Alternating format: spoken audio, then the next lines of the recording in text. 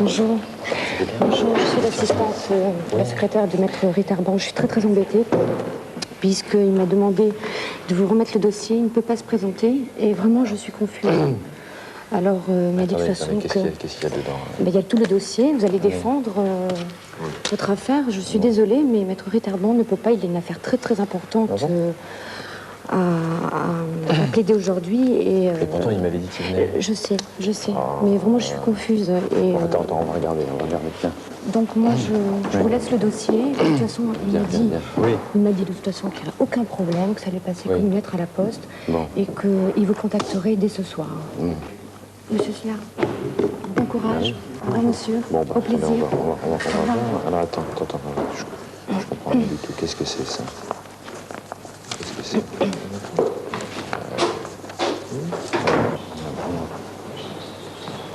Entendez? Qu'est-ce qu'il y a mis? 89. C'est le type, ça. 89. Monsieur, appelez la première affaire. Alors, affaire Simon contre Sillard. Présent, Madame la Présidente, j'interviens pour les députés qui sont ici présents.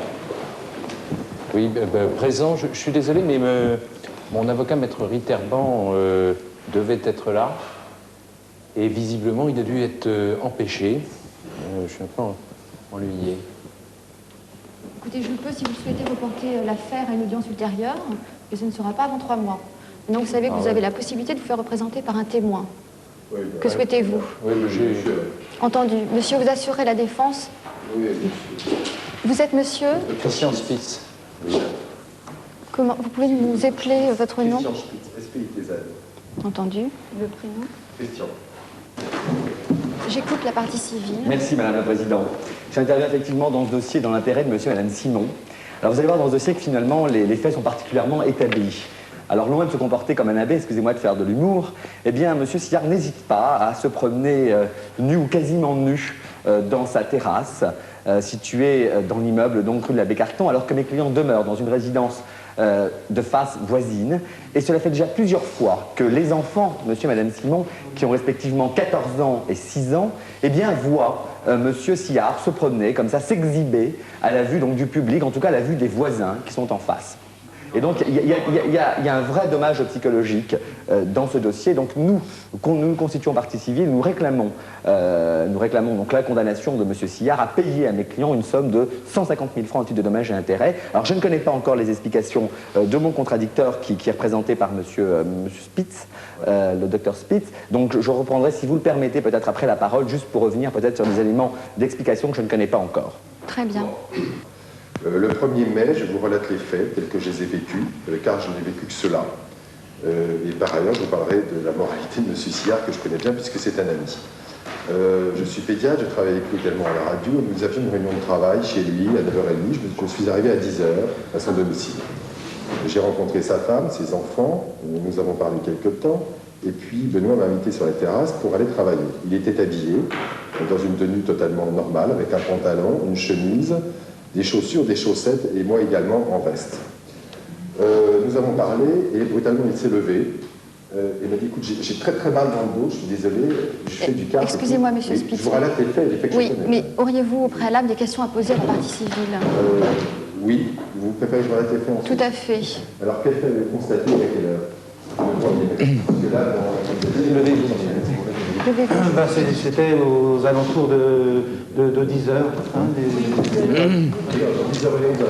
À peu près, oui. Que s'est-il passé exactement? Nos enfants nous ont appelés pour venir voir ce qui se passait en face. Et on vous a bien vu, là, en petite tenue, presque nue, tous les deux. Moi aussi. Enfin, j'étais nu, monsieur. Ah non, pas vous. Répétez ce que vous venez de dire, là. J'étais nu. Non, vous n'étiez pas nu, mais c'est monsieur qui avait les deux mains sur la table. Vous voyez les deux mains sur la table et puis vous tripotiez les fesses. De toute façon, là-dessus, oui. Je reviendrai là-dessus. Il était habillé, il avait plus de caleçon. non, il avait Il avait toujours. Vous avez vu son sexe?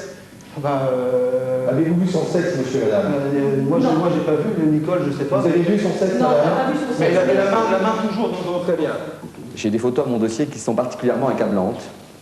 Et je vais demander justement, puisque puisque vous êtes concerné. Monsieur Spitz, vous étiez là. Alors, j'ai le double des photos pour le tribunal, que je remets déjà au tribunal pour qu'on puisse les voir ensemble. Et on va regarder, je vais demander à Monsieur Spitz qui est présent. Monsieur Spitz, pouvez-vous nous dire ce que vous faisiez sur ces photos? J'examine le dos, exactement ce que j'ai dit, c'était là la colonne d'ombrage avec mes mains. Comme ça, dans une terrasse, dans un jardin. C'est normal. Oui. C'est normal, c'est comme ça que ça se fait. Il y a des arbres autour, effectivement. Oui. Oh, mais il y a des gens en face. Pardon? Poursuivons l'examen des photos. Des enfants surtout. Oui, Alors Jean. attendez. On regarde avec des jumelles. Alors, qu'est-ce que vous faites là avec des jumelles? Que fait Monsieur Sillard? On regarde les nids de pie qui sont au dernier étage. La pie du dessous. C'est la demoiselle. La pie du dessous, là, la blonde. C'est la demoiselle qui est en dessous chez nous. Vous avez des preuves? Oui. Oui, Oh, bah, on la connaît. J'ai pas pu la prendre en photo parce que c'est juste en dessous, mais... Celle qui avait S'il vous plaît, je vous prie. alors donc c'est des nids d'oiseaux que vous regardez. Effectivement, Benoît m'a dit, j'ai acheté de nouvelles jumelles, il y a des nids de pie, on peut faire vérifier, qui sont au dernier étage, on les a regardés. Et il y avait effectivement une dame qui nettoyait ses carreaux, et qui était excusez-moi, enfin je vous en prie, et qui était en maillot de bain, 2 pièces. Et j'ai dit à Benoît, et je lui ai dit en plaisantant, nous étions dans un lieu privé tout de même, et discrètement, je lui ai dit, et regarde cette fille-là, elle est courageuse, elle fait ses carreaux. Elle fait au moins 5 fois par jour ces carreaux. Écoutez, j'en sais rien, mais enfin, ça n'a rien tout de même. Enfin, mais juste tout de même, si on n'a pas regardé les jumelles, je disais, on regardait le nid de pie, effectivement, on est tombé là-dessus. Enfin, on n'avait pas du tout le regard lubrique.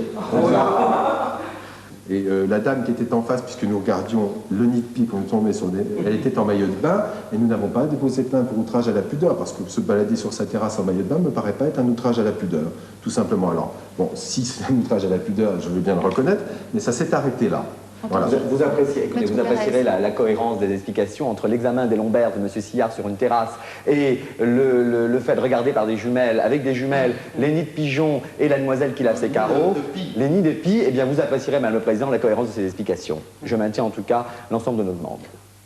Entendu. Les débats sont clos et le délibéré sera rendu dans 5 minutes. Veuillez ne pas quitter la salle. Monte un petit peu les photos.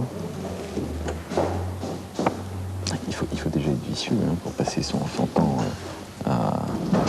Et tu te rends compte, en plus, il a dû falloir il a dû falloir un téléobjectif pour ça. Je sais pas. Non, mais parce que c'est quand même relativement loin. C'est pour notre petite fille, Jessica, si vous voulez lui donner un autographe, il y a notre avocat qui nous a dit que... Vas-y, donne l'autographe. Donne l'autographe. Vous êtes gentil. Comment s'appelle? Jessica. Hein? La petite Jessica.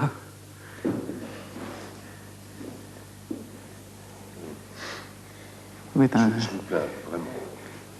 Écoutez, je vous plains aussi, monsieur. Je n'ai pas à me plaindre, je vais très bien. Eh bien, moi aussi, je vais très bien, comme vous le voyez. Ah, ben merci beaucoup. Je vous remercie. Merci. Vous êtes gentil. Merci, vous êtes gentil, oui. Merci. Allez, Jean. Elle va être contente, la petite.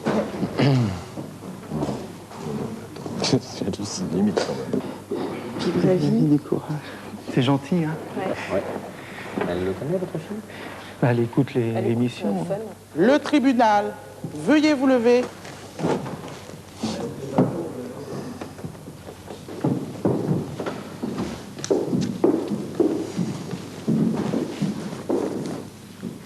Asseyez-vous.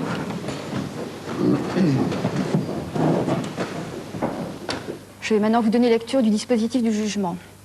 Je vous condamne, Monsieur Sillard, pour outrage à la pudeur, à une peine d'amende de 50 000 francs et à 100 000 francs de dommages intérêts que vous devrez à la partie civile. Quant à vous, Monsieur Spitz, Oui.